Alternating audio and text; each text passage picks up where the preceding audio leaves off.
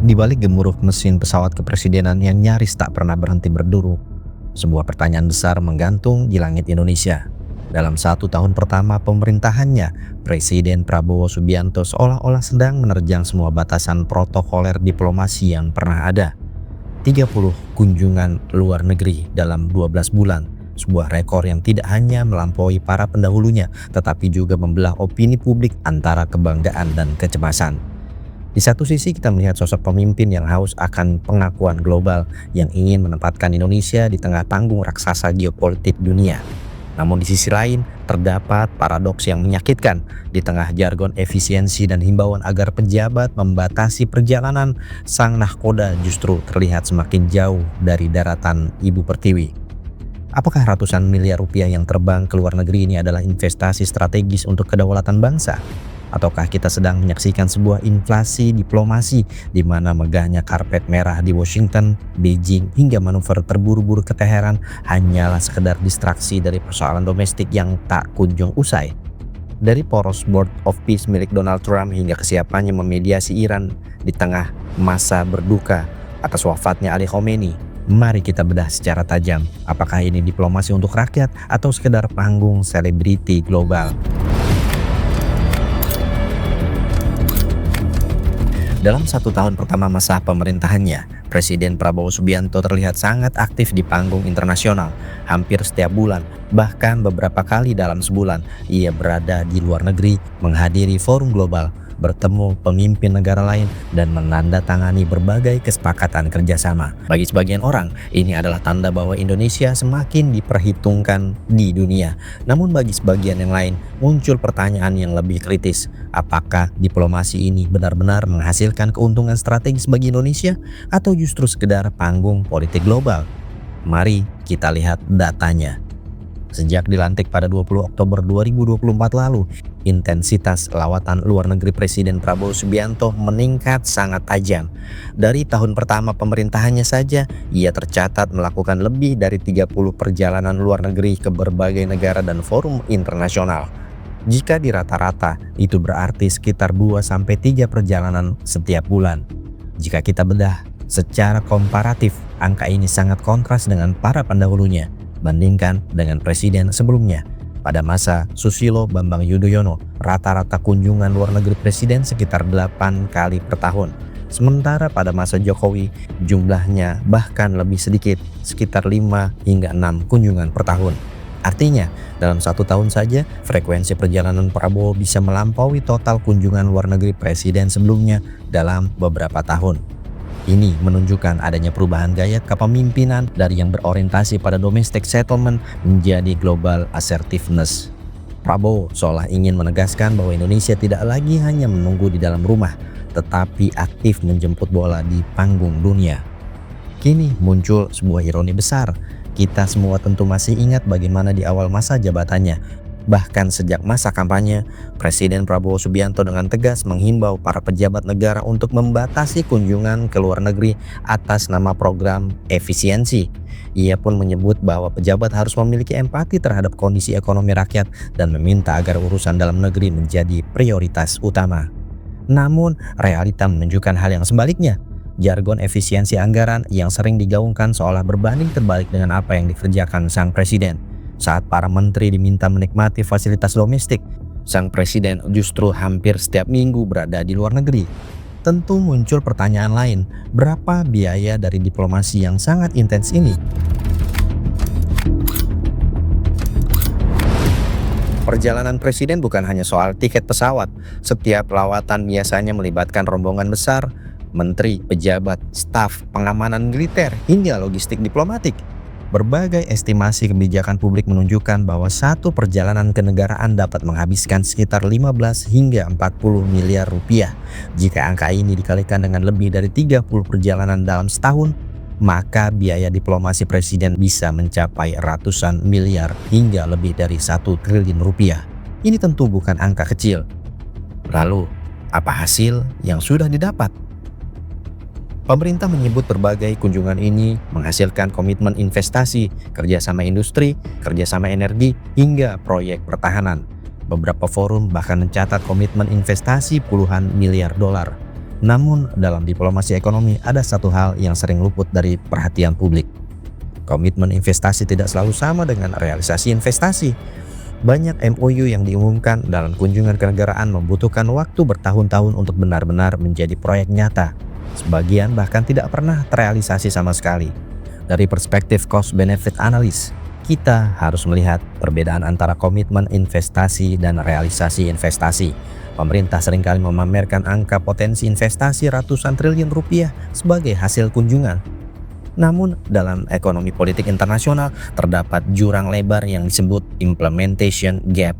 Rata-rata investasi dari sebuah MOU membutuhkan waktu 3 hingga 5 tahun untuk mulai groundbreaking.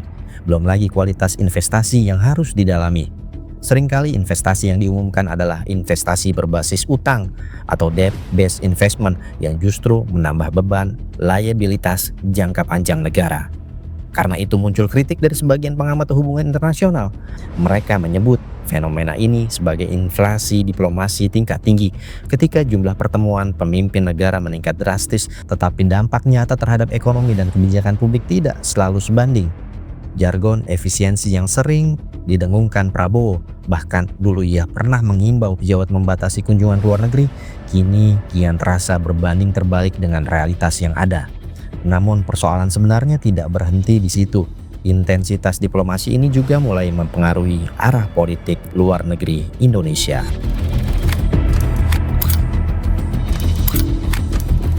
Sejak era Soekarno, Indonesia dikenal dengan prinsip politik luar negeri bebas aktif.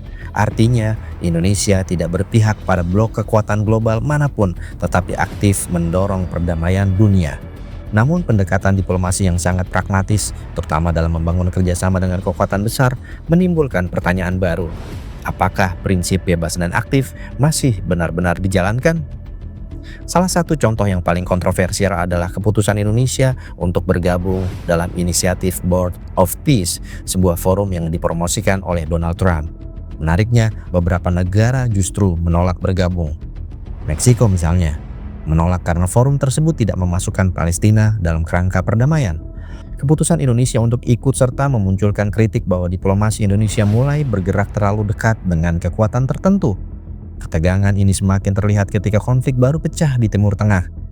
Ketika Amerika Serikat dan Israel melakukan serangan terhadap Iran, pemerintah Indonesia tidak langsung menyampaikan sikap.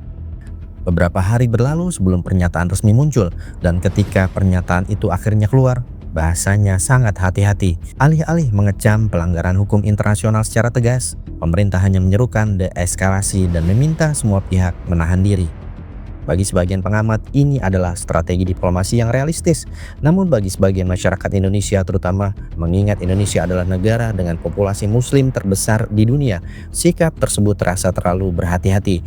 Seakan-akan Indonesia kehilangan keberanian moral untuk berbicara tegas terhadap pelanggaran hukum internasional.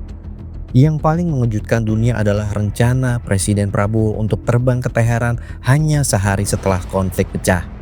Situasi semakin kompleks karena pada saat yang sama Iran sedang berada dalam masa berduka nasional dan ketidakpastian politik pasca wafatnya pemimpin tertinggi Ayatollah Ali Khamenei.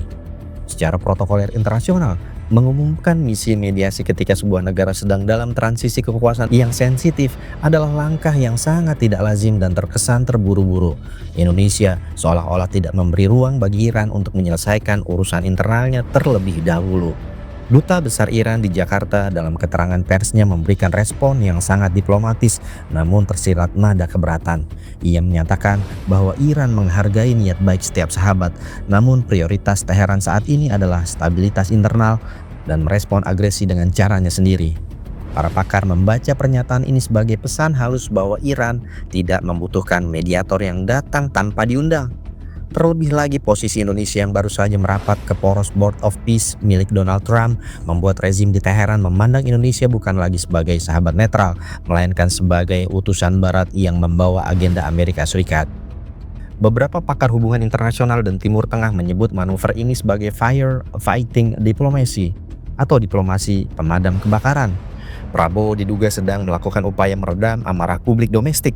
Masyarakat Muslim Indonesia sangat kritis terhadap sikap pemerintah yang dianggap terlalu lembek terhadap serangan Israel AS ke Iran.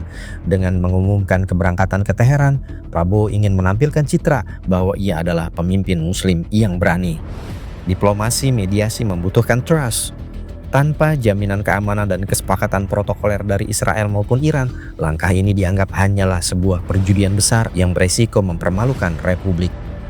Dari perspektif global, dunia melihat langkah Indonesia ini dengan penuh tanda tanya. Jika mediasi ini gagal, yang mana kemungkinannya sangat besar mengingat posisi Iran yang sedang terluka dan Indonesia yang terlalu dekat dengan Trump, maka Indonesia akan terlihat lemah di mata internasional. Kita beresiko kehilangan status sebagai pemimpin negara non-blok. Sebagai gantinya, Indonesia hanya akan dilihat sebagai negara yang haus panggung, namun tidak memiliki strategi geopolitik yang matang dan terukur.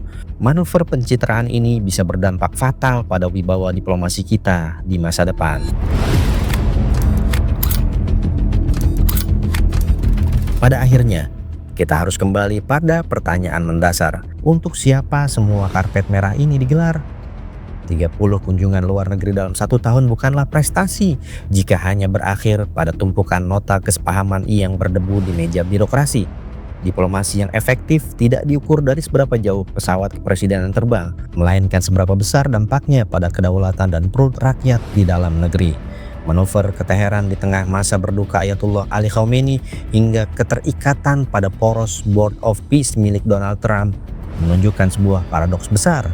Indonesia sedang berada di persimpangan jalan antara menjaga marwah politik bebas aktif yang independen atau perlahan tergiring menjadi pemain pragmatis dalam transaksi kekuatan besar.